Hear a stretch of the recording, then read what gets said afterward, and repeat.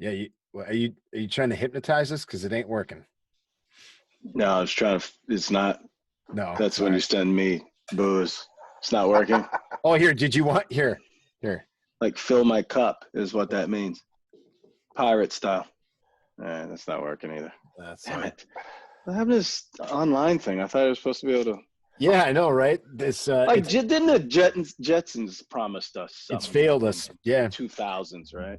There is a what I gotta car pour is my it? own drink. Is it Tesla or is it Porsche that you can make? You have different sounds for the electric motors, and you can make one when you accelerate sound like a Jetsons car. Yes, I think that's. I don't Tesla, know. I thought. Is it Tesla or is it the new? Or is it that new Porsche? Whatever. I thought they it were was just talking about that on JRE the other day, weren't they? Yeah, that's why I brought it up. Yeah, I heard it and I was like, dude, that's honestly, I gotta say, if it's not a V8 Rumble, the Jetsons would be pretty cool, dude. That'd be kind of neat. I'm game. I'm down. That was the Colion Noir interview, I think. Yeah, man, that was a good one. Yeah. He's a hell of an interview, dude. I was actually going to bring him up to Brandon. I didn't know if he had ever heard of him. He's really he's a interesting interview. Who's never heard of the only black guy that's in the NRA? Come on. I never have. Who's not in the NRA anymore, incidentally? He's still in the NRA. He's just not. Yeah, he is a spokesperson. He's not a spokesperson. Yeah. He said it went radio silent or something. It was a really good interview. I don't know if I like that more or Joe's. Kyle Dunnigan. Oh, that was funny. Kyle stoned Dunnigan. out of their mind for 3 hours. Did he say that he was still in the NRA? Because I saw something else that said he wasn't. Like he hadn't been. No, he said he was. He said he's still in it. He's still in. He's just that he doesn't do any commentating. Apparently, they had some other marketing firm take over for them, and for whatever reason, he wasn't part of their vision. But sounds like the usual. The huge. What's everybody been up to? Brandon looks like he's looking to start his own Cuban cigar company. The face of the box. Speaking of which, I'm gonna go back here and grab a Cuban cigar. Please talk amongst yourselves. He looks like Gus Fring, except not as in shape. Who? Are you kidding me? Look at who's not in shape. Like I can't even get it over my. Oh my gosh. No, that's fat, dude. Yeah, wear a yellow button-up shirt next week, would you? Yeah, and can you wear glasses? Can you wear like not horn rim, but some wire rimmed glasses? And that guy scares me, dude. He scares everybody. That's why he was a badass. Right. Oh, Cohiba, beautiful. The only smoke. That's not true. You smoke those other cigars you put on my tab at the bar. I don't know what he's talking about. You sound like a liar, sir. Dan, let's not live in a glass house and then take a potato gun and fire stones out of it, buddy. Right through all the windows. Right. So I'll tell you what happened. I have no problem telling you what happened because this is kind of I'm all about transparency. So Medina and I go out. He offers a round of drinks to the bar. I facilitate offering that, and he gets mad at me for doing what he asked. To the bar? Isn't that what you said? Oh, maybe I misunderstood you. Oh, no, I thought you meant you wanted. Not every random person. Hey, my buddy's buying drinks. Oh. I thought you said like. Yeah, don't be stingy, Dan. Yeah, come on, Dan. Yeah. Thought you were brotherly cool. love thing. Hey, it was $100 beer night. That's hanging out with BA. $100 beer night. And in immortal words of JoJo, I thought you were a good dude. That's one of Joe's two lines. The other one is, man, the balls on this guy. The balls on this guy. Said about Mr. William Mitchell Esquire many times. I think we've actually brought JoJo up every podcast we've had at one point or another. Oh, at some point he's going to make a guest appearance and say nothing. He's just going to stare into the camera and just do that.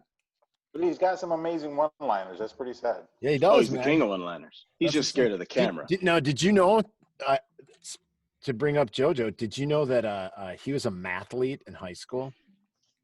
Yes, I do know that just by looking at him. Okay. Yeah. Aren't they all? They have to be. Wow. You got to go there. Yeah. Wow. That's not what I just brought up, that I know for a fact that he was a mathlete. We talked about Look how scared we are of saying anything funny. I know, right, because man? it may potentially have to do with someone's ethnicity or something. Yeah, hey man, dudes are getting fired from jobs now for over that stuff, dude. Yeah, I saw that we got something in the mail that said, Yeah, you know, mhm. if you're writing something on social media and it's deemed, but that's if they're representing, I guess, the people who they work for. One would hope that that's what it is, right? But can you give a personal disclaimer? Hey, this is the way I think. I'm just trying to be funny. I just You think know, I me and my don't buddies rib each other. We bust each other's chops. I Not to don't say think the you other word because that's I don't gender think you specific. I think those days, man, are like they're gone right now.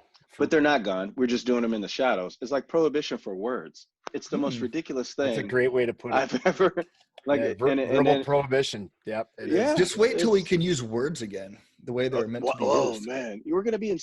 Think about this. Talk about Never, speakeasy. never. Talk about a spin on the word speakeasy.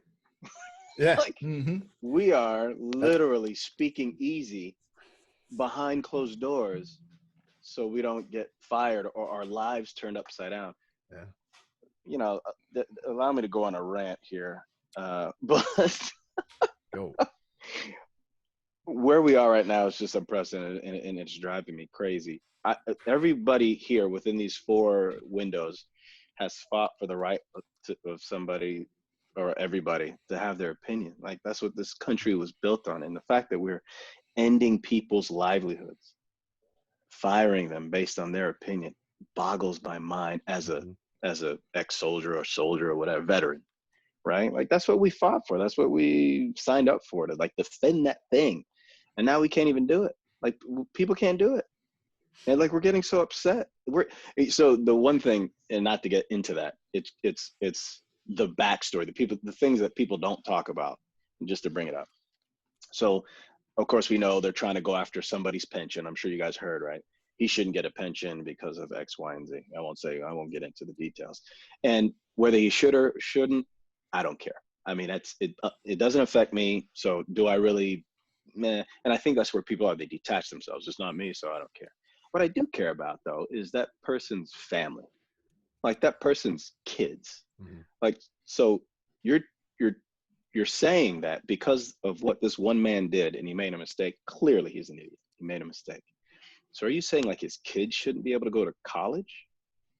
Are you saying like his lineage or like his grandkids shouldn't benefit from works that were done, or his great grandkids? You know what I'm saying? Because it's exponential. It goes down the line.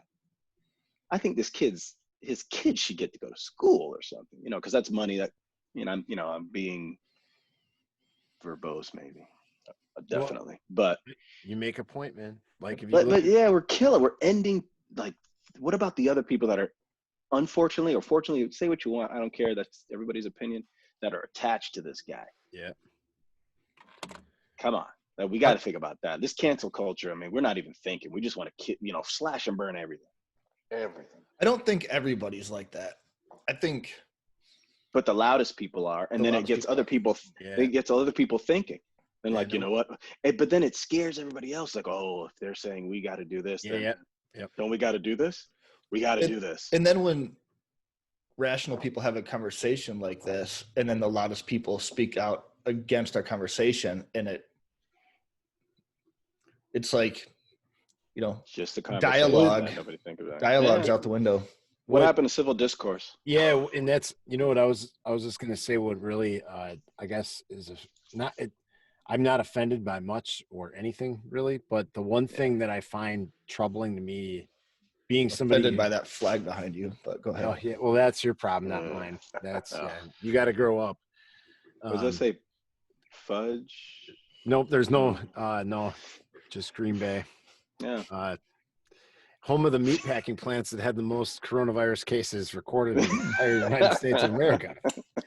Now, I will say this though. I thought we're, as a collective, served under a government that supported a nation that was founded on the principles of liberal thought and speech, and essentially then evolved into the freedom for all men and then for all women.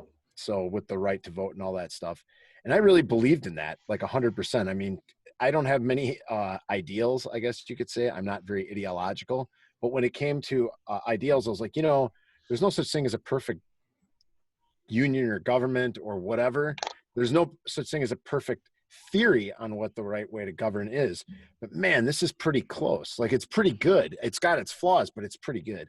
And then I realized that we not only can't we have civil discourse, but the actual ideals that I've heard kind of disregarded or even actually disposed of are the liberal ideals that this country was built on. I'm not talking liberal versus conservative here. I'm not. Yeah, we get it. Yeah, Thanks I'm for the talking, disclaimer. Yeah, well, there's people who can't hear the word liberal or conservative anymore without thinking that's a political thing.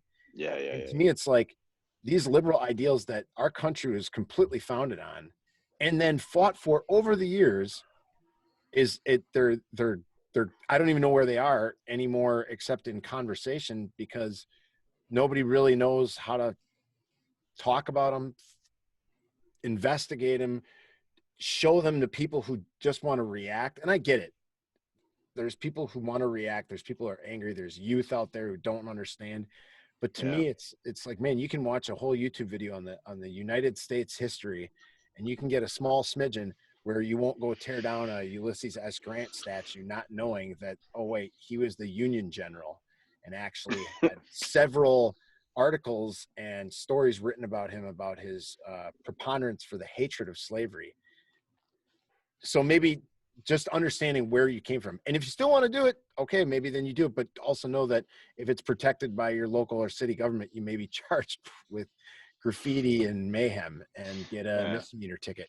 Just saying, that's out there. So that's kind of, I mean, it's just, so that's why when Tyler said earlier, I don't know if it's going to make the recording, but Tyler said, hey, something happened in Milwaukee. And I said, I don't even know, dude, because I'm trying to, I don't have anything to look at anymore because it's not news. It's just screaming and I can't take it. The best news article I read was in Science Journal yesterday, was about how object that they have no idea what it was got sucked into a black hole, and like we just measured it. It happened like 800 million light year or 800 million years ago.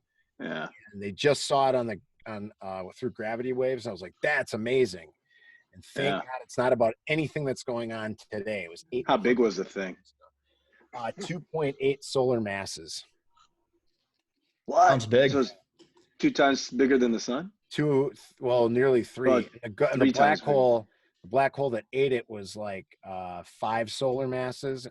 But the thing is, they don't know if it was like a neutron, like the biggest neutron star that they've ever seen, or if it was the tiniest, babyest black hole that they've ever witnessed. So, and if it was 2 black holes merging together, then it was, I don't know if it's the first or the second time they've ever Can that happen? seen that.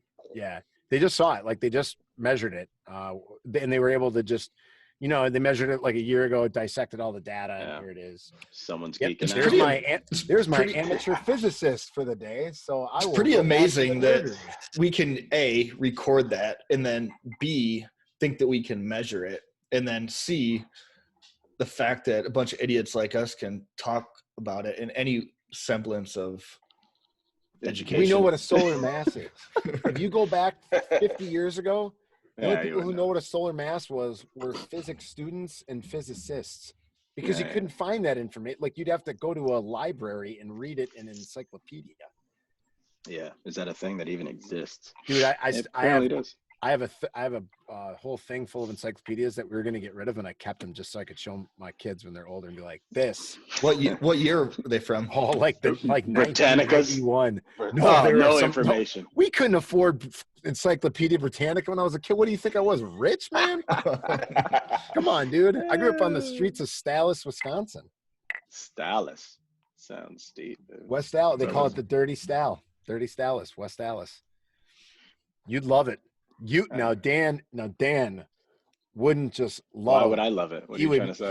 He would filter right in because you would like the people watching there. Oh, really? I like the people there. Did you say I'd like the people there? You'd like the people, but you'd really like the people watching. Why would I like the people? I understand what you're getting at. There are certain. Good. Put your career on the line. Go. That's it. Yeah, put your career on the Oh no, line. it has nothing to do with color. They look like me. Has not nothing to like- do with what? They look like Has me, nothing to do not with like what? they look like No, me, what are you not gonna like say? you. But they are. What do you mean, like me? How do I look? They don't wear stupid Colombian shirts like you do, or whatever. Well played. Yeah. Oh, Colombian. Oh, great. So now we're gonna get comments. Yeah. From Wow. the Colombians. No, we're not. Nobody watches this. We're not getting any comments. That would be Man, cool. Here we go. Go ahead and read them, by the way. Oh, my Brandon's God. own wife won't even comment. Oh, she doesn't. Who's- She doesn't watch who's this. Colombian? She stopped listening to anything I said 6 years ago when we got married. Fact. Fact. Yeah, but no, you know what? You guys well, next time you have a layover here, Brandon, because you will now. I did get a gladly note take you saying we're all next time. domestic, by the way. Yeah, everybody. Oh yeah. Hey, Yeah. I'm just happy to be saying that I can aviate at some point in the near future. Maybe. I'm glad you guys are flying. Must be nice. Yeah, Well, we're not. The 330 I'm not. actually, they put some trips back on the 330. I told Brandon when I was on this last time, Dan, he didn't believe me. I said there was no lines on the 330, none. And he's like, that's not possible. And every single dude was on reserve this month, and in more than one category for the airline. I did some fact checking. You are correct. Oh, you did fact checking. Well, thank you very much, All right. sir. I appreciate it. I just Googled it. It wasn't. You didn't Google. It wasn't nothing. that. You It didn't wasn't that Google. intense. You don't know how to do the Google. You It are is tech called the savvy. Google still, right? It is the Google, right? I don't know. My daughter does all that for me. She's 3.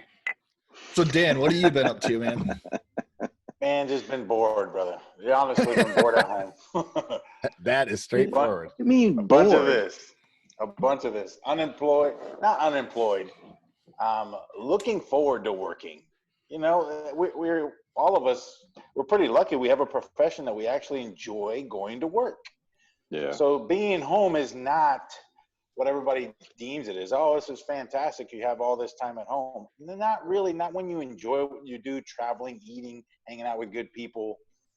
You know, and losing that aspect, not only in the civilian flying, but in the military flying, it's been a little challenging. And then when they close down the bar, come on, man. I Dan, think did people you- not go crazy.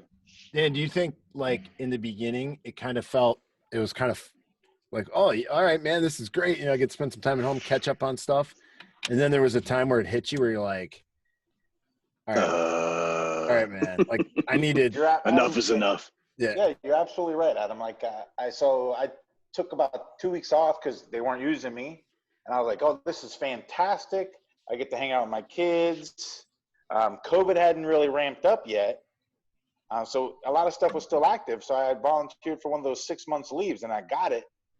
And as soon as I got it, was when everything shut down. You couldn't go anywhere. I couldn't even technically go see my kids because that wasn't essential. And I was like, wow, this was cool for about 3 days. But then I started drinking vodka at 9:30 in the morning because I got nothing else to do. I was like, man, I'm hitting rock bottom. How many bottles of Tito's per week are you on right now? I'm on that 1.7 of Grey Goose right now, and it's only like 0.2 left right now, so not doing so good. But I mean, I went to the airport to pick up my brother this week, and I just realized how much I miss going to work. Like I enjoy it. You know, I'm sitting here, I feel like a little kid again, seeing all the airplanes fly in Orlando. The skies used to be filled, now it's empty. So you see 1 or 2 airplanes, and you're like, yes. Yeah. Are you standing at the fence, just kind of like looking at the things that are happening? I got on the I went through KCM and got on security just to say I've done it. Did you get on the train? You got on the tram, the people mover, just to be like. I did. Were you licking the windows? Don't lick the windows, dude. No, that's auto COVID. It'll automatically get Auto. and probably something else. Tito's kills COVID. In Orlando, yeah, probably something else. Yeah. Hey. Yeah. Not anymore. Airport's the cleanest place on the planet, dude. If you're gonna go anywhere, They are now. That's where you want to. First of all, there's nobody there, and they hose the whole thing down every 30 seconds. Every 30. I was gonna say 30 minutes to an hour, but yeah, they're going through and cleaning house. I just saw on That's probably the Facebook. cleanest place to be. I just saw on Facebook a little bit ago. Southwest is doing like their Southwest Promise or something, where no middle seats, and they literally, like you said, hose the airplane down in between every flight. Every flight. Yeah. So, and they're offering like $33 trips. I don't too. understand that. So I don't know any of the other airlines that are doing that, but like Southwest, you're doing no middle seat. Why? You're still the other guy, instead of the guy being 3 inches, if that, you're touching the guy next to you. Now you're 2 feet away from the other guy. And then you're still in the aisle. Like you got people passing you. Like obviously I'm on the right side of the plane, I guess over there. It looks like I'm on the, anyway. We got it. So you're looking at, you're still close.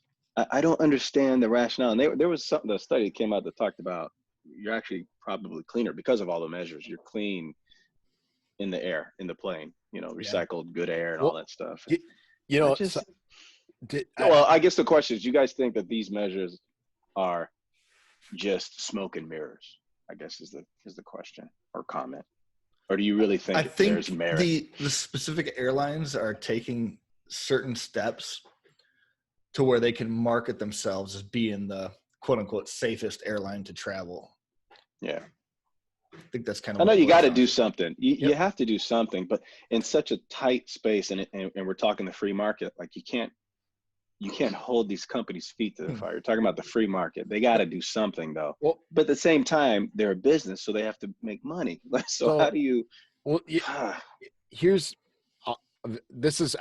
here's where I think the case study started in 2003 when SARS 1 hit. Yeah. There was a 737. I want to say it was 737-500. So it had none of the new, had old pneumatics on it, no HEPA air filter. That almost, I'd say, I can't speak for every fleet, but I know my airline's got a ton of them on there. And it didn't push as much air out and in and all that stuff. Didn't have a lot of the same stuff, a lot of the same nuance that the new airplanes do with how they get rid of air quickly. Yeah. I mean, they exchange the entire cabin in 3 minutes is the average for across fleets, which is insane to me. But that's why I always say it's not recycled air. It's just compressed air off. And you try to explain it to a non-pilot. You're like, oh, they just keep all that air. I go, no, that's not how that works. But I see your point. Yeah. But the interesting part when they did the contact tracing on the cases that came out of that, one dude was sick, and there were 16. I'm not going to get the numbers right, but they're going to be ballpark close for the conversation. 16 to 19 people were exposed, and only like 6 people actually got sick on an airplane that had like 135 people on it. And that how close were those people to that guy? No masks. This is 2003. This is 2003. Yeah. In like Indonesia, who knows? So maybe there's probably 7 to 10 Chinese, and maybe 3 people from Hong Kong who always wear masks all the time, and then everybody else was, you got vacationers, Australians, it's Indonesia. You're talking literally every single kind of person from the Pacific and Asian area where they're on that airplane. And there just wasn't that many cases and this guy was infectious at the time and coughing. And he was not masked. He had nothing on. And probably did it say if the people that got infected were just around him or they were? Yeah. Well, so the big thing they said was when they showed a seat map, and it was really bizarre. They showed that the people that were infected were within 6 meters. So that's pretty big, right?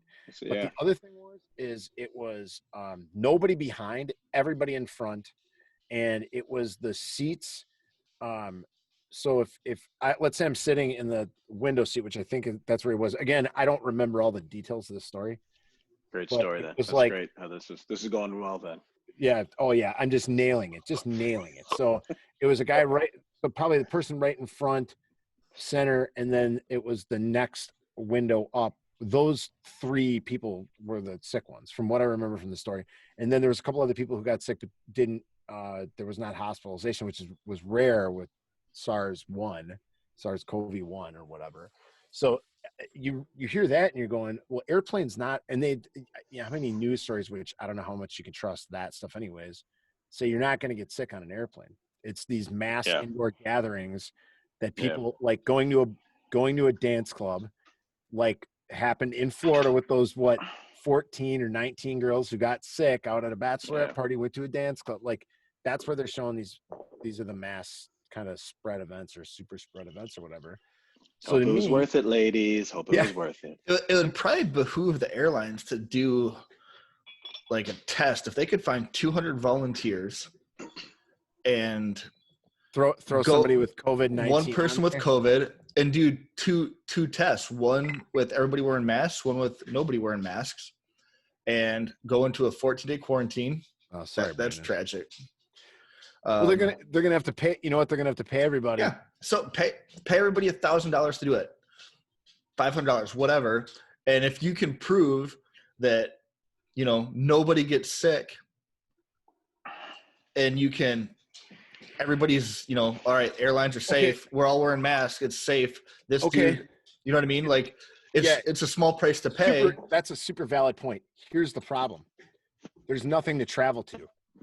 You don't have to travel. You take off and land in the same spot. Just go fly around for an hour and a half. No. I mean, there's nothing to go do and see. That's not true. Everything's closed. Disney is opening at 50% capacity. Unless you don't have a ticket, you can't get in Disney until March of 2021 or April. People have family that they haven't seen in 3 months. I'm talking, Tyler, you're talking onesie twosies. I'm talking mass events. Like a 30% increase would be huge. Yeah, but passenger throughput last year was 2.7 million people a day. And we're at 600,000 We're at 600,000. We're 2 million off that. You're not going to get 2 million people going to get their families or go visit their families. I think you're underestimating how bad people want to get out of their house. Brandon, go. What's throughput? TSA throughput of passengers through checkpoints. Come on, dude. Oh. Okay, I thought it was something else. That was a good pour. Yeah, dude. There's more. What? What's that? Is that? Wait a second. Is that some sort of shine? Maybe. All right, now we're. I believe it's called the whites. Now we're cooking with gas, like legitimately. So I got a question for the collective, and hopefully. Medina could chime in because up until this point you're pretty fucking boring. Social grace and its issues. What are social grace issues that drive you crazy? For instance, and I believe Adam. I don't think Dan's familiar with the term social grace. Yeah. Not the two words. Well, that's why I was going to give you examples. You have to ask somebody else. Not put together. Definitely not put together. No. So for example, close talkers, over talkers, people that spit when they talk, people that have zero situational awareness, I guess. In certain instances, like what are those? Not necessarily in speech, because again, I do believe freedom of speech and all that. It's just like, just essay. I'm not going to give you an. You know what bothers you when people don't have any essay. What is that one thing that just drives you nuts? Grind your gears. Oh man! What's mine? Right now, I got one. I mean, I've seen this all the time. How many?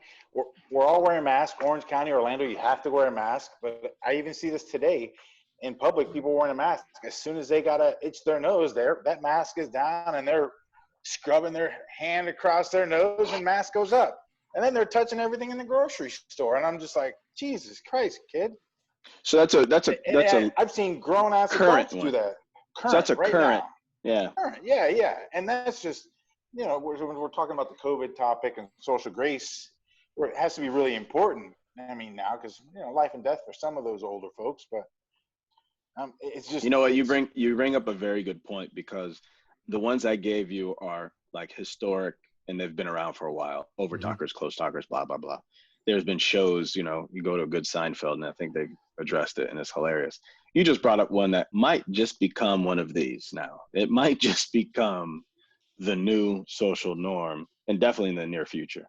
The maskless face toucher.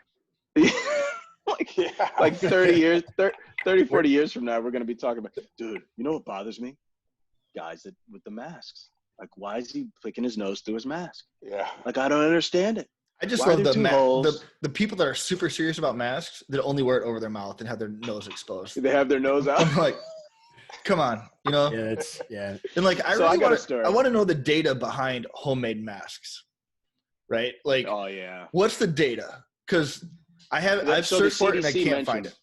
The CDC did mention that 1-ply is probably not enough. You need 2-ply or 3-ply is even better. So there was something that said that. So what they're doing now, a lot of times, they're taking one piece of fabric, folding it, and then stitching it and making it two layers, I guess. I mean, are there filters that you can put in a homemade mask? put a That would lead make case- sense. You can. I have a lead There are case because there's that- a pocket. I wear a Right. lead airtight case over my head. I'm almost pass out every single time, but Yeah, We're wear not it and go talking for about- a run, dude. We're not Please. talking Feels about alive. what you and your wife do. We're not talking about that. Oh, 50 Shades of yeah. Adam. Jeez. So I kind of had one, kind of in that same vein. So this is in Jersey, and I'm in a hotel and I'm by myself, off in the distance. There's nobody around me, and I'm waiting for a bus or something, a van in this hotel, and I got headphones in, and a guy comes over to me and he's like, "Hey, where's your mask?" I'm like, "I don't have one. I'm about to get on a plane and I'm gonna go where they have it mandated." This is a few months ago. So you got to have a mask. It's mandatory. And at the time, the verbiage was, if you can't maintain 6 feet, you need a mask. Now, mind you, there wasn't anybody near me for Until he walked up. until he walked up. So I tell this guy, I'm like, actually, sir. Well, first I asked, well, who are you? Like, he didn't even announce himself. So it turns out he's the manager, the front end manager to this hotel. Doesn't announce him, doesn't have a name tag, nothing. He finally says who he is, and he's got, he's snapping his fingers. He's got people doing stuff, trying to get me a mask. And I said, well, actually, sir, thanks for introducing who you are now. The verbiage is, if you can't maintain 6 feet, that you need a mask. And up until you walking up, I was able to do that. He just kind of looked at me. By then, one of his cronies came over with a mask, and he's like, "Here, boss, give it to me. I found one." And he takes it, and kind of looks at me and gives it to me. So I take it from him, just put it in my jacket pocket, and go back to doing what I was doing. Now, arguably, that may not be the best recourse, and I'm not saying it's not important, but the point being, I think sometimes we overreact and we forget, and we get this mob mentality, and we forget like what it's actually saying. Like, if you're able to stay safe, just stay safe. That's like common sense stuff. Yeah. But we're going out to decapitate people for doing things, and we don't even know what's going on. Reaction culture. Yeah, we react instead of respond. Mhm. We don't stop. We don't think about things first. Like, let me analyze this situation. Okay, that guy's by himself. If I approach him now, I'm impeding his 6 feet. I'm gonna leave him alone. Like, come on, we don't think. Anyway, so that's off on a tangent. We can go back to this. Social graces. Adam, what's yours? Pet peeve. So there's a bunch of little ones. Several. Yeah, but whatever. They're like, they don't really piss me off or anything. I just find No, they don't have. minor nuisance. But I would say, to get into the more current state of affairs, and also that is something that affected me with TPN probably more than anything else. Nice plug. Is the fact that with social media, and I think honestly, and I can only say I've seen this in the last 2 years. Really. Fucking spit it out. Maybe Fuck. 3 years. No, I'm not going to. Here's the problem. I'm You're not giving gonna him say You know so what much annoys he's gotta me? People edit out. that take 2 minutes to tell a 20-second story. It's not a 20-second story, though. The problem is if I just say what I'm going to say, it makes no sense. All right, go. Keep going with your story. So I've only first. seen it in the last Brandon, 2 or wait. 3 Yeah, years. when it's- I haven't. What I'm doing? I'm doing my taxes. What? Yeah. Sorry. All right. No, forget it. Social graces. People don't let people finish. There you go. Well played, sir. All right, Adam, go. Finish your story. Well, in the last 2 or 3 years on social media, what I've seen being in the admin role and running that kind of thing is it wasn't like this before, but it's like this now, is people are very much protective of their opinion, more so than they ever were. So, for instance, let's say we go out to the bar. Brandon has a statement that I don't care for. We get in a little bit of a discussion. Maybe it gets heated, but it doesn't go any further than that. The next day, it's like, "What's up, bro?" And that's the end of it. Social media, That's kind of how it was 2, 3, 4 years ago. It ain't like that now. And people will honestly, somebody will post something in TPN. We take it down because it goes political diatribe. We don't want that in there. It's just, it's stupid. It's not good. It makes no sense to be in that platform. And then we get messages repeatedly from people going, why did you take my post down? That was a really like poignant thought or something like that. I'm like, well, yeah, for you, it was a poignant thought. But then when you write it, people, all they're going to do is litter it with this vitriol that has no place there. And then we got to, okay, it's gone. And the thing is instead of people going, oh, I understand what you're saying, they're pissed that they've been silenced. And I'm like, no, you're not silenced. You have that right everywhere else. Go use it. You just don't have that right here. Like everybody thinks their rights extend everywhere. And it's like, no, you can't go to a movie theater and yell fire. That's why the airlines are taking guys out of positions because you can't do that stuff. I'm not saying it's right. I'm not saying right or wrong. I'm just saying that is true. You don't, there's certain clubs that you can't join and just do it. You can't go to certain golf facilities and wear whatever you want. That's the way they operate. If you don't like it, you don't belong there. That's the idea. Whoa. What do you mean belong? Wait, man, you're starting to get personal. Yeah, am I? Well, I don't know. If it says collared shirt required and you don't wear a collared shirt and they ask you to leave, what's wrong with that? That's private. So it's a private organization. It's a private club. Yeah, you can do that. Just yes, like your thing is a private. Yeah, you want to be there, that's fine. Play by the rules. I get it. There are certain it's not discriminatory in who we want in, except that you should be a pilot or you should be wanting to be a pilot.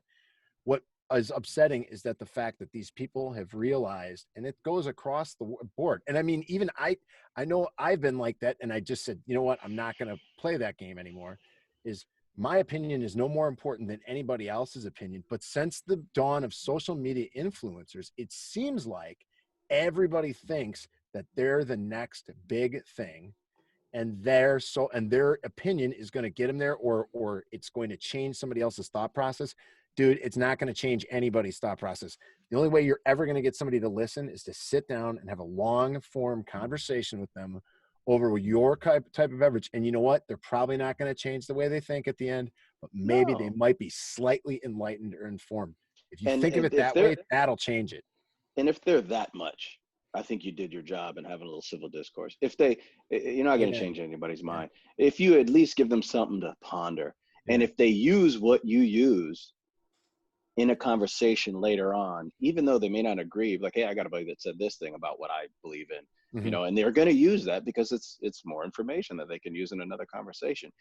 Then at least I think you struck something. But you're not changing people's minds. Like that's what this whole thing is. We're like such a farce sometimes. So I think what are we doing? That's the whole problem with that. And I guess maybe it's a little different role that I have. Wait, Dan, did he answer the question? No, not really, but it's okay. He just danced around. I guess to sum it up, it'd be the use of social media and thinking that you're going to change the world with your word or your opinion, and that is not social grace. It's the opposite of that. Like you're not going to change the world by typing a. Yeah, you know what? You're gonna update on your Instagram or what? I don't even know. A lot of people. Yeah, you're not going to change somebody's mind in a Facebook thread. No, or a Twitter post. Right. But you are going to affect them. That's for sure. You look at, Joe Rogan, right? We talked about him earlier. He has a 3-hour platform and he brings people on from all sides of the political spectrum and they have a 3-hour conversation, which honestly, like listening to something like that makes me think more than watching a 2-minute clip from Fox News or CNN. Oh, yeah. Right? Like for sure, dude. That 2 minutes, they're just trying to get their point across. It's basically a Facebook feed, right? Like quick hitters, this is my talking point. And neither side is really able to expand on why they think that way. But you have long form media like a Joe Rogan or, even political podcasts, even though they're biased, lots of times it can still be like, all right, let's talk this through. And I don't have to agree with you, but now I understand where you're coming from. And I think there's a lot of value there too. But what does Rogan always say? It's clickbait. That 2-minute spot on CNN, Fox News, doesn't matter. It's clickbait. They want to get you into their into their feed, and then you stay there. It's kind of like YouTube. You watch one video, boop, boop, boop, boop, boop. I'm going to follow these other videos down the rabbit hole. Yep. Longer eyes on the product, more time to hit you up with whatever advertising it is. Absolutely. Yep. What's yours, Tyler? Make it quick. Jesus. Yeah, I'll do 20 seconds and 20 seconds. So basically people He never at a said red 20 light seconds. on their Never phone, said 20 seconds. and when the light turns green, they're still on their phone. Oh my God. These aren't social graces. That's a pet peeve, dude. Totally different. Yeah. Well, I think it's the new social grace. Because why? Because I know you're so close talking, over talking, but when we start talking about the modern stuff, like the stuff that the cell phone has changed, or like what you were saying is like social media has changed the game. Like there's these new ones now that we have to consider. And you both had great examples of that. I think, yeah, both of them. When we have self-driving cars, it ain't gonna matter anymore. I know. I can't wait. Oh man. Like right now, say like 8 cars get through a green light to turn left. With self-driving cars and everybody move at the same time, you'll get like 23 cars through. It's going to be shoo, shoo, shoo, shoo. Amazing. Yeah. Wait, what was that, Brandon? Yeah, I don't know. Yeah. This is my new dance move. Speaking of that, there's a really good little docu-series dramatization kind of thing narrated by Lawrence Fishburne. So it's very Matrix-y, very awesome. He actually tries to speak like Morpheus during, you can tell. Oh, yeah? Because it's called 1 Million. It's all about humans a million years from now, how we'll get there. And yeah? The first episode. It's like Singularity? Yeah, dude. The first episode is all about, and they really do try to put like the pleasant face on AI and the singularity, realizing that there is really no good outcome to that. Like, even though they try to make it, we could all link up and it'd be perfect little utopia. Yeah. And what is Elon Musk doing? With what? Something Link, where they put that thing in your brain, and the initial thing is to help like paraplegics or people who have, various physical issues. They can't move and stuff like that. What's it called? Neuralink. Neuralink. Yep. Very good. And eventually, he's like, they're talking we about won't like even nanobots. need a phone. Yeah, we'll have Google in our brains, basically. We won't need a phone. And I think gonna 5G, have nanobots fixing stuff. 5G is essentially gonna like enable that too. Like, where's that one show that they were holding up their hand as their phone and it came in the web? They would do this and the phone would pop out. Oh, like it was like embedded and stuff. Yep. I think we're gonna get there. I mean, not in our generation. We'll never see it, but maybe our kids will. Think about how fast technology is moving right now. Yeah, that's the whole idea behind Singularity. It's amazing. We'll see it, but I don't think we're gonna embrace it. Like the 3 of the 4 of us, and I'm not saying us, but 3 of the 4 of our age bracket is not gonna embrace this stuff. Because you know what? Link me up. I want to, my consciousness. Link my consciousness up to the freaking. Oh, you mean what's the show on Upload? Whatever that upload or whatever on Amazon Prime. Upload. Altered Carbon. Altered Carbon. Yes, too, that is such a great show, dude. Link me up, dude. But I think put my little stack in different friggin' people. I put me all over the place. What are we gonna do when? We'll bring it back to aviation. How much longer before that's gone? Yeah. One generation. I don't think our grandkids are going to be flying at all. No. Airplanes. No, I disagree with you. They'll fly airplanes, but I think leisurely. I think by then, I think they're going to be like. So think about this: not our kids, our grandkids, but our kids now are so into technology. From such an early age, tactile, being able to see it and just and think in terms of that next generation, and they accept, machines doing things for them more readily than we ever did, right? And then generation before, hell, 100 years ago we wouldn't dream of getting behind something or riding on a carriage that wasn't pulled by horses. 100%. We wouldn't dream about getting into a machine and allowing it to take us somewhere. I think once self-driving cars hit critical mass, it's going to open the mental gateway. And it already started. Think about it. Look how many people buy this Tesla auto, and still started killing people because they were doing, being stupid or whatever. I don't even know if they were being stupid. They were trying to they were testing it to its fullest capabilities, and I believe we like to call it max performing. yeah, definitely max performing on a different level. So, yeah, I think I'd be hard pressed to see us. Okay. Yeah, it just can't possibly be that Well, way. Garmin's got Autoland for Garmin GA. does. Well, it's a button you hit when you get an emergency, and it'll take you now here. Okay, here's the next piece of that. So I always bring this point up. My buddies are always like, well, you're going to lose your job soon. I'm like, well, the airplane doesn't have auto taxi and auto takeoff anywhere built into any system. So I'm not real worried about that.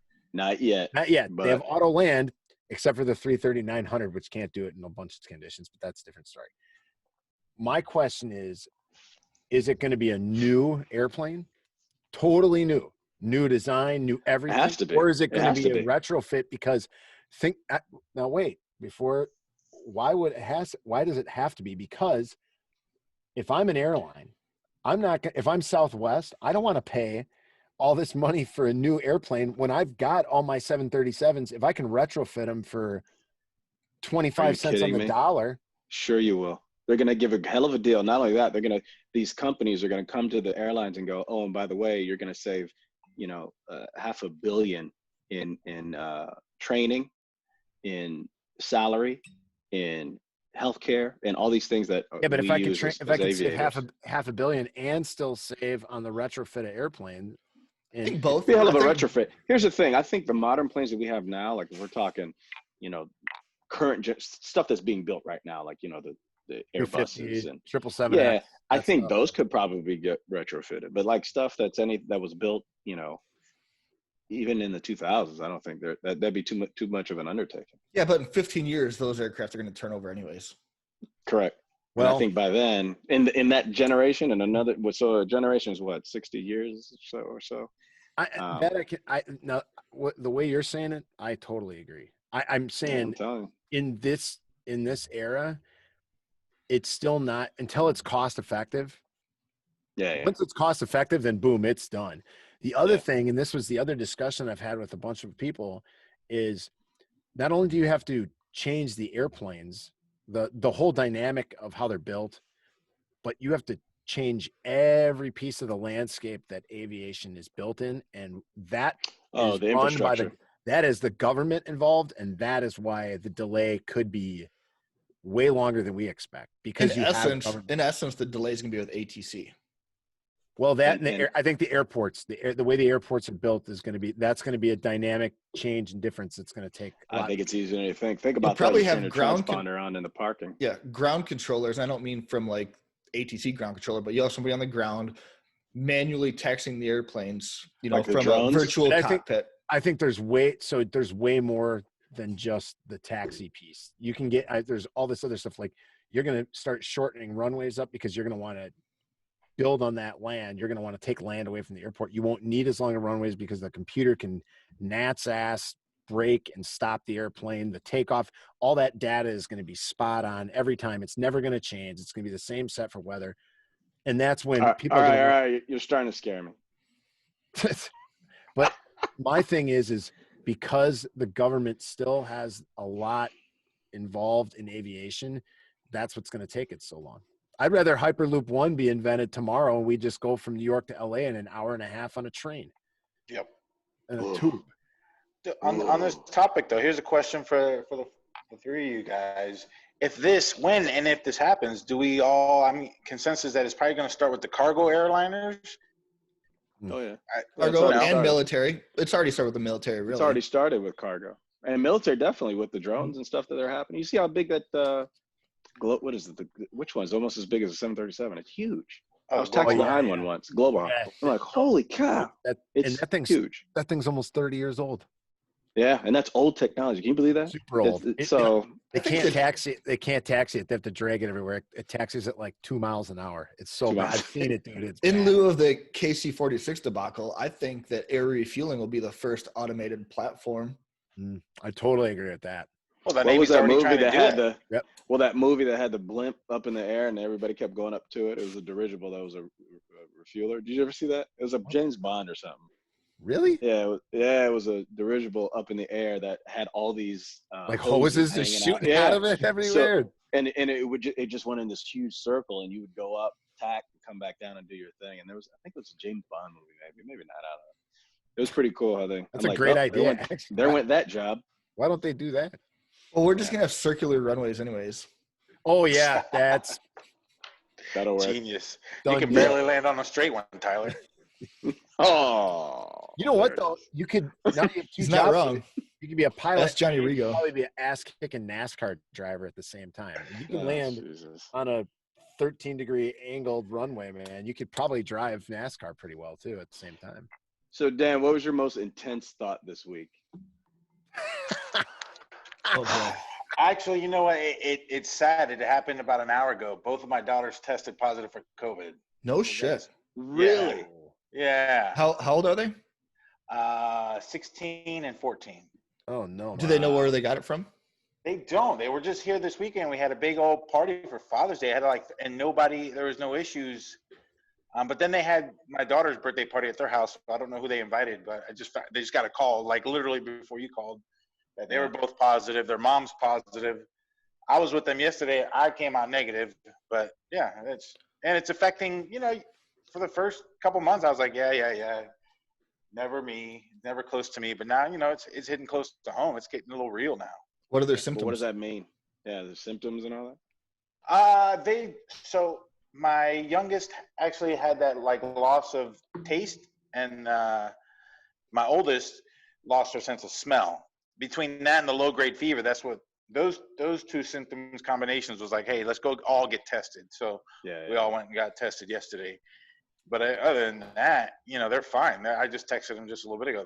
Did you use one of those Walmart parking lot testing facilities? No, man, you can't. That's crazy. No, but if I were to do it again, I would probably do one of those so you can just stay. Where'd you go? I went to an urgent care clinic. I didn't know urgent care was doing that. I didn't know they were doing that. Yeah. Oh, if you go in there and tell them you have symptoms or something? Yeah, I mean, you'll see it. They'll have banners of COVID testing here, there. The one I went to offered both, but I had to get a referral technically, so TRICARE would cover it because I'm not a first responder exposed to someone with COVID or a hospital worker. So, okay. They'll mail you kits too, won't they? Test kits. I think you got to pay. No. So I looked at Quest. I thought didn't Trump say all that's paid for? Yeah, but somehow someone's probably charging us. I don't know. It's capitalism, baby. Oh, I love it. Free market. Get it. Yeah. What about you guys? What's your deepest thought of the week? Well, that one's pretty tough. Well, it just happened with what you just said. A friend of mine's kids just tested positive for COVID. That's that's probably it deep. right there. Yeah. Yeah, I'll give you my deepest thought. Not to go off on another rant because I love them, and I know we're winding down here. So, during all this time, we got time to kind of explore things, and I was like, you know what, I need to finish my master's and potentially pursue the PhD if I wanted to or something like that. So, bullshit. I know. Yeah, exactly. It's becoming bullshit. I assure you. So, I applied to all this thing. There's a course study that I saw. I had already got accepted into this MBA program. So I see this other course study that it's kind of new. I'm like, hey, I want to do that thing. And like, oh, well, that's, you have to reapply. So I put all right, let me reapply, put it over there, even though I still accepted this one. So they say, well, based on your transcript, we're not going to be able to allow you to come in. We have to allow a certain number in. There's only a percentage that under a 3.0 GPA. So yeah, I'm self-acknowledging the fact that I had a 2.9 graduating college. But here's the kicker. Wow. Same here. Well, so there's more. How does that happen? There's more to the story too. So like kind of off the topic. He's a wrestler. So 8 years into school, 8 years into my career, right? I've already graduated 8 years ago. I get a phone call and a letter, and it says, we are informing you that the credit hours didn't add up, blah, blah, blah. Long story short, you didn't graduate. You don't have a diploma, a college bachelor's degree. And it's because they changed curriculum. And one of the classes that I did take dropped out or something like that. This is the way he explained to me. So I called him up. I'm like, but I'm based on that bachelor's degree. I'm doing what it is that I was supposed to be doing. So So does that mean that I'm not a pilot? Like, I don't know. I was like, what are we? She's like, no, it's just a paperwork thing, but it lowered my GPA. So they had to take that out. And since I didn't have a class to replace it with a GPA, it's just weird. Anyway, regardless, I graduated 2.9 when it was all said and done. So because of that, they're not accepting anybody into this program who has less than a 3.0. Mind you, that 2.9 was 20 years ago. Yeah, exactly. That's what I was thinking.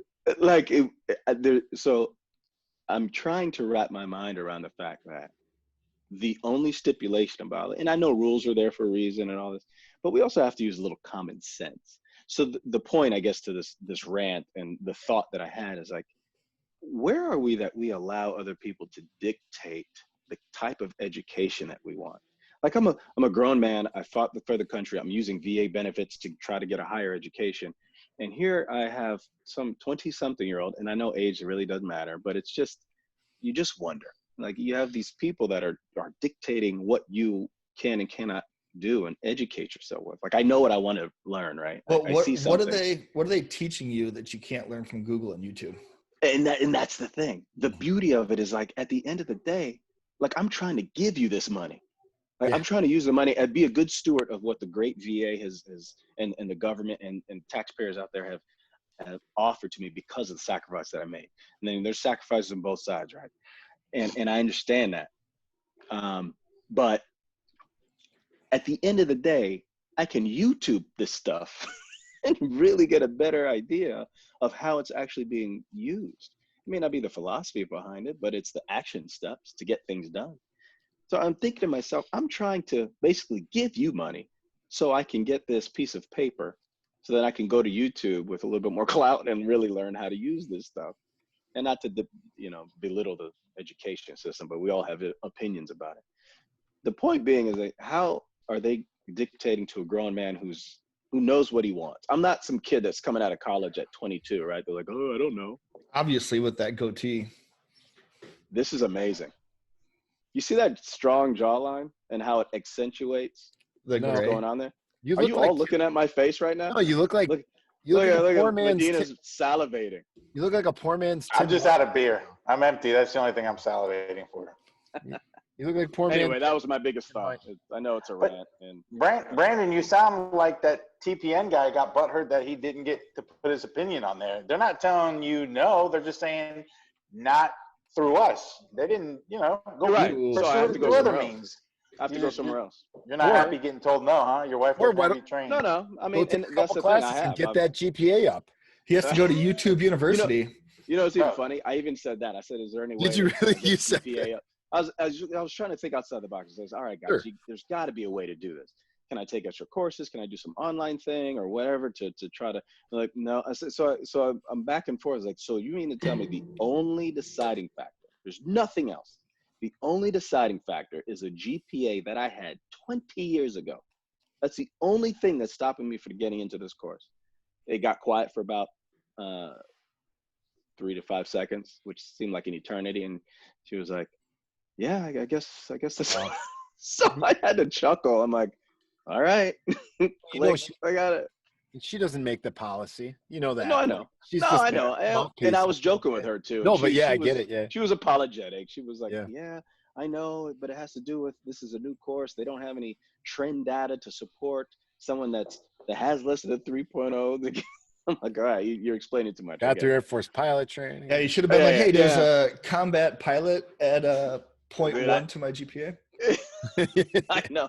So, but you're right, Dan. She didn't say, I'm just going to go to another institution. And it's a shame, too, because it was my alma mater. It would have been cool to, do that and have. Double down. But whatever. We digress here, but the last time I heard combat pilot and someone's name was Ron Lexa at the Dollhouse. Okay, there it is. Were they announcing him to come down the catwalk? Yeah. Well, I was about to say, was that his stage name, Combat Pilot? Well, it was his retire. They're like, welcome to the stage, Combat Pilot, Ron Lexa.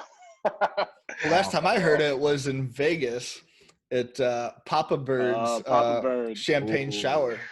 Wow. That was amazing. From awake to blackout in 32 minutes. Oh, yeah. That was it that long? I think it was that was a shorter than combat sortie. That, Exactly. Dumping gas, being done. that was aggressive. I have a All right, question. well, I digressed. Go ahead. Completely off topic. What are you Yes, guys sir. obsessed with right now? And I'll start to give you an idea of what I'm getting at. I'm obsessed with the people getting hurt Instagram page. Oh my God! You know what I'm obsessed with? Or people getting mad. People getting mad Facebook page. The Karens, right? Yeah, that's The good too. Karen thing. Like I didn't know what it was, and then somebody told me, and they're like, "Dude, there's Instagram pages devoted to it." I'm like, Yeah. "What?" So they sent me. My buddy sent me a link. I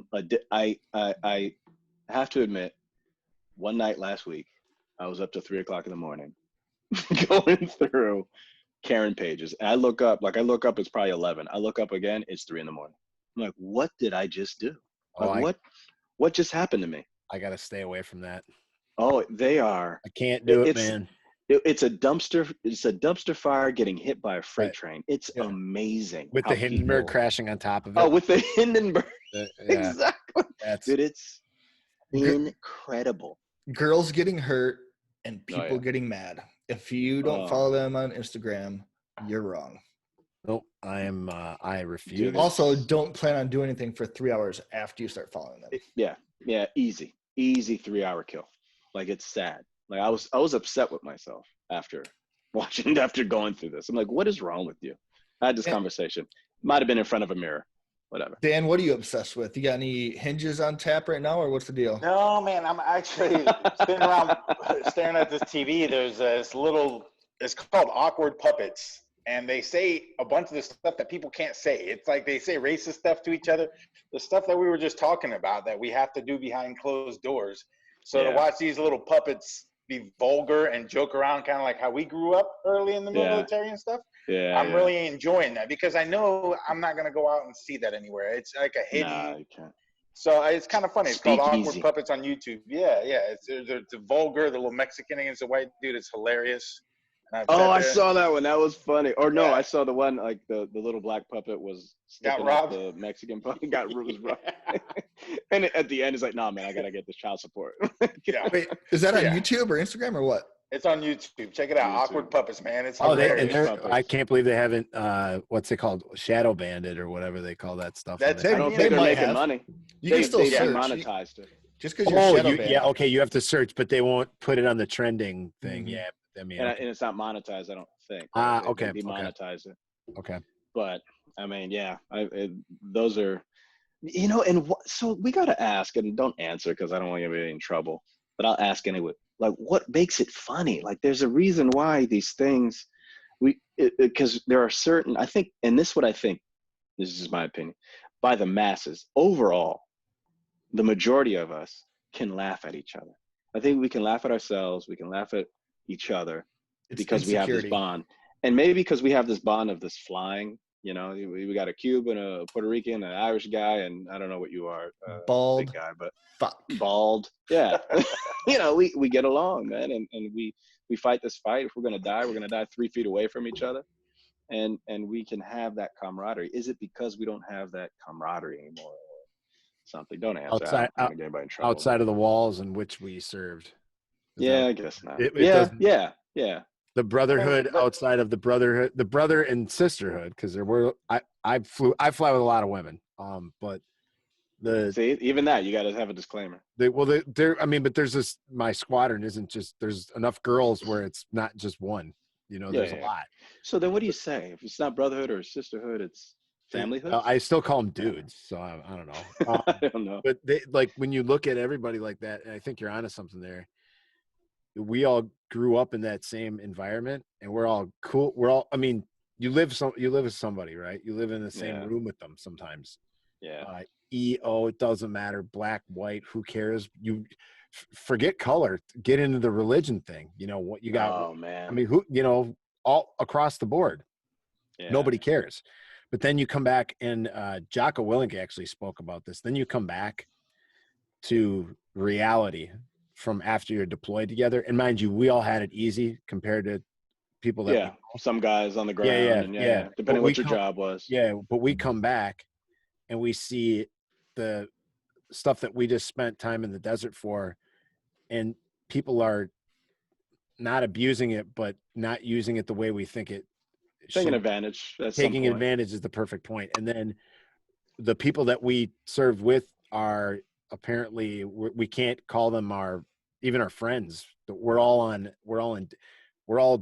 different sides of the spectrum. Even though we're supposed to all be coexisting, we can't be, because I can't do that. Like, I can't do that except with the guys that I already know.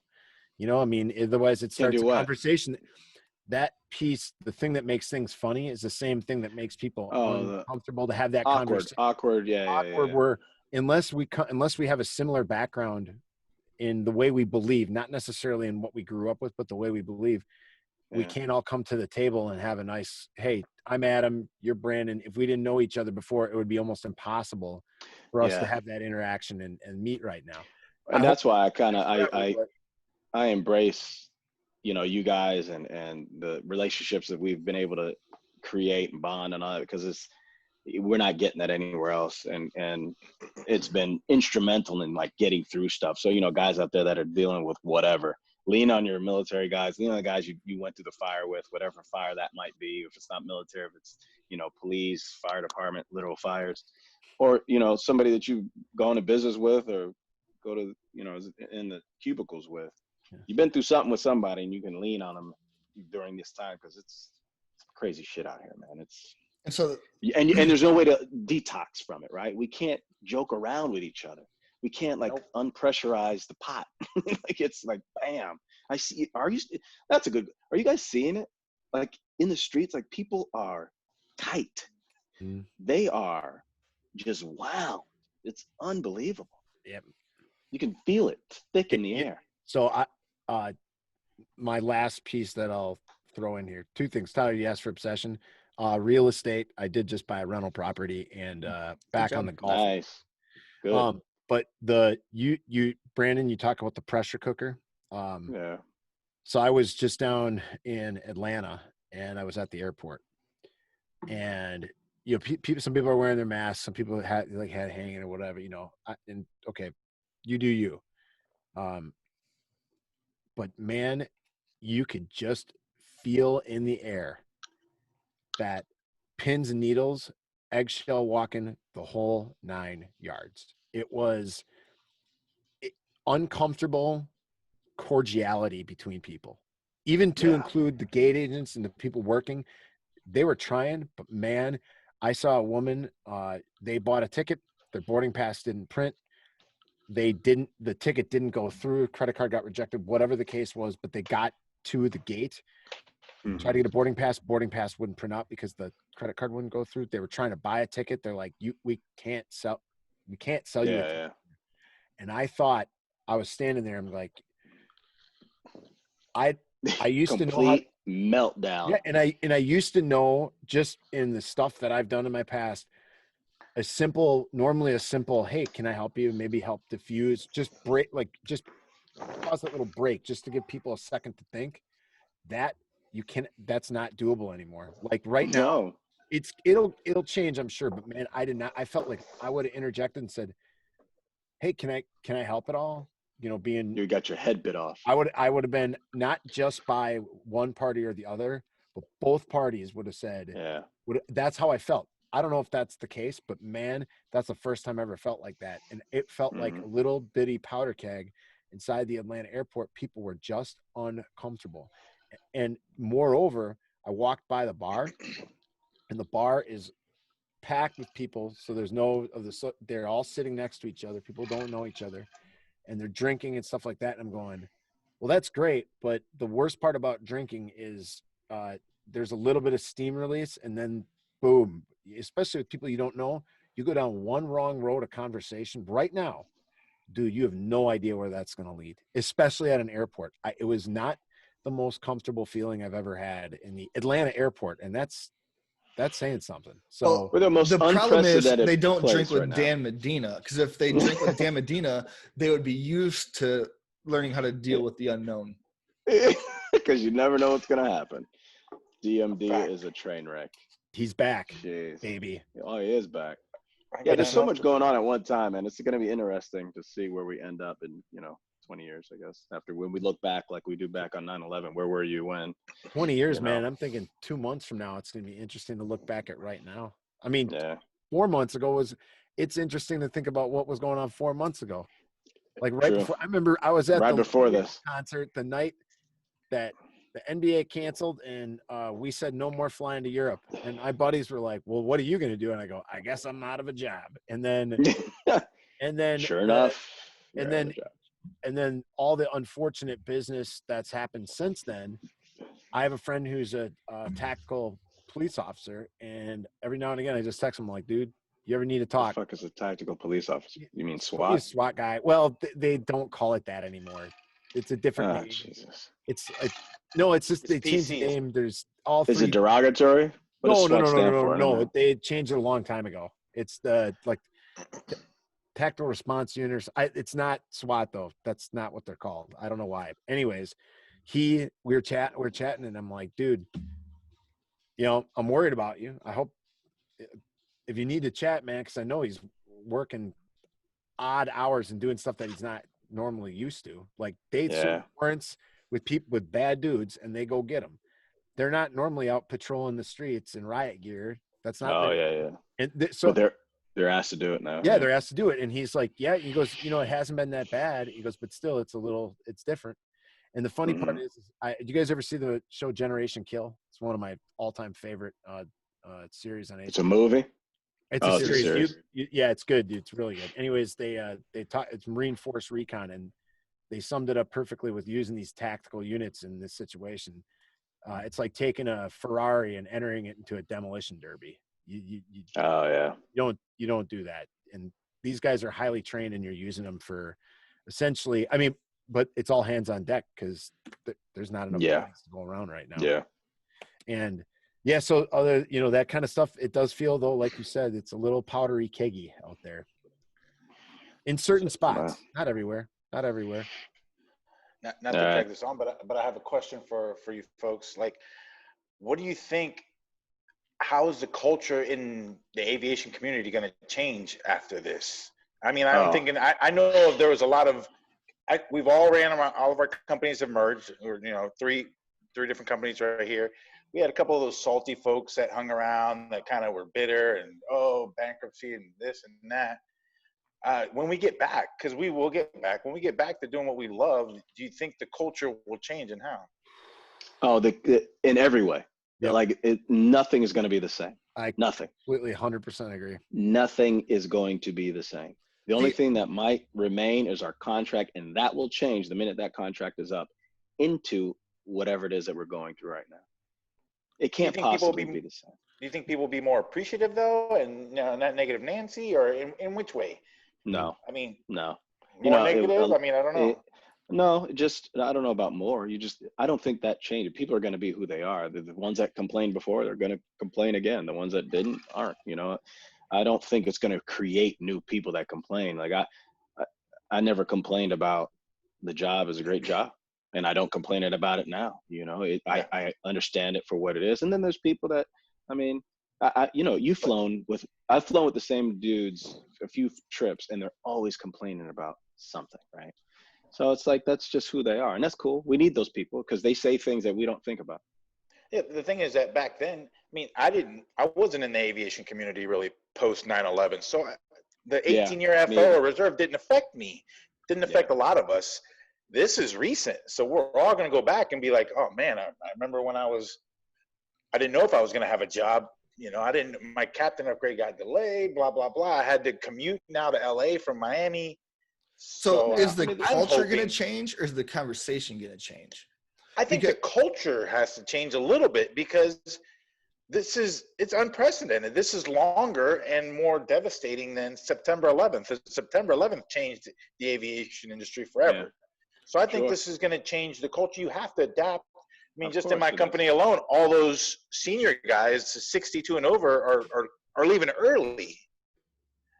So I think you're going to see a big change just in, demographics and the seniority, but just the attitude. I know I'm going to be a lot more grateful when I finally get to go back to Colombia and trips like that. you were grateful already though, right? Weren't you? Yeah. I mean, Yeah, are I'm you more grateful. grateful or you're grateful? You enjoy. I took it for granted though, and I think we all do. The first couple times we got in that airplane, you were all excited. You got pit, a little nervousness. Now we're just like, going to work. I think I'll have that joyful feeling again. That's different. I think Tyler kept saying stuff like culture versus industry. I think a little bit he was saying, I think there's two changes that I see coming culturally. I think the younger generation, the generation after us, the guys and girls who are still at the regionals or who are just about to enter the career field, I think that this could the coffin was starting to be opened back up. They were starting to pull the nails out. They were getting people excited to become pilots again because the money was coming back to the airlines. There was cool places to travel again. People were flying a lot. People were coming back. Then this happened, and then they went out and they got like the 10 gauge nail gun. It was just bam, bam, bam, bam, bam, and shut that coffin closed. I think that the next generation it's gonna decimate them, especially the folks who just walked out of Purdue University with $120,000 in debt, can't go to the military to become a military pilot because they can't get there, and their regional's gone. Yeah, I actually think those people are in the best spot right now. Well, because they have to flight instruct for 3 years. But let me finish. That you asked about the culture in aviation, and I'm speaking specifically the airline industry. When you cut the young from coming up into the airline community, because we also saw this. Brandon was on the very tip of it when back in the 06-ish era hiring, right? 06 was we got hired? Yeah. 7, yeah. He saw it first and foremost. Well, there was a dearth of dudes who were younger who got hired in the airline. And when the young guys started showing up, it's like this breath of fresh air into a company where they're so grateful. We could see a cutoff of that for 4 years. And that is exactly what happened after 9/11.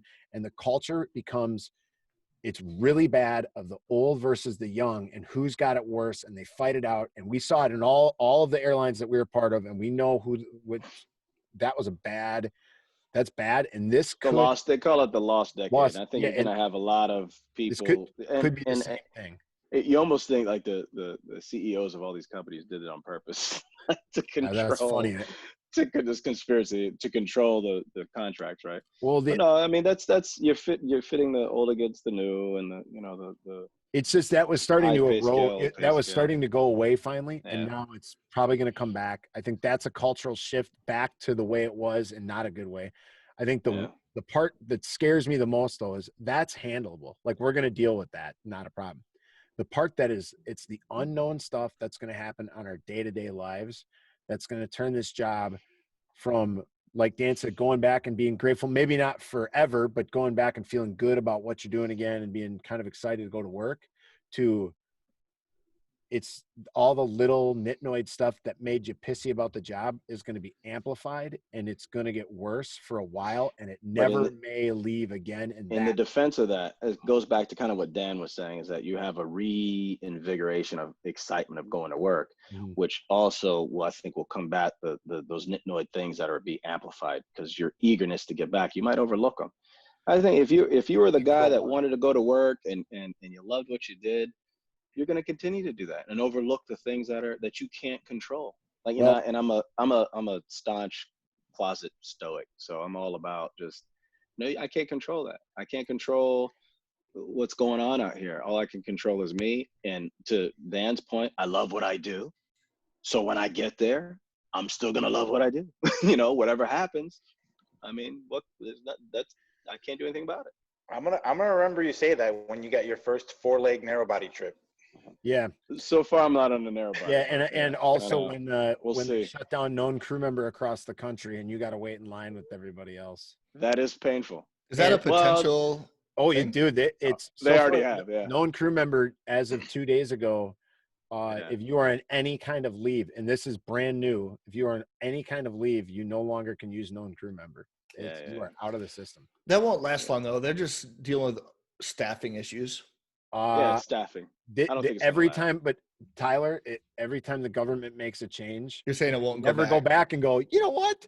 let's hire all those people back, or let's put them. Their staffing issues aren't based on manpower. I don't really know what that, like. They don't give us the reason, obviously. So, It's purse dude, I don't know strings. why. Yeah, They're who not knows? laying people off at TSA. I mean, No. they're just reallocating them to other places.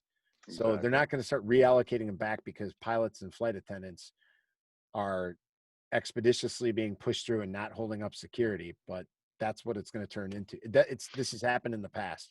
Yeah. And it's painful, and it normally takes it doesn't take like months. The only time it ever took months is that what was it, about a year and a half ago, 2 years ago, they tried this, and it was a different reason. It was an epic flop. Anyway, Yeah, but do you guys even remember?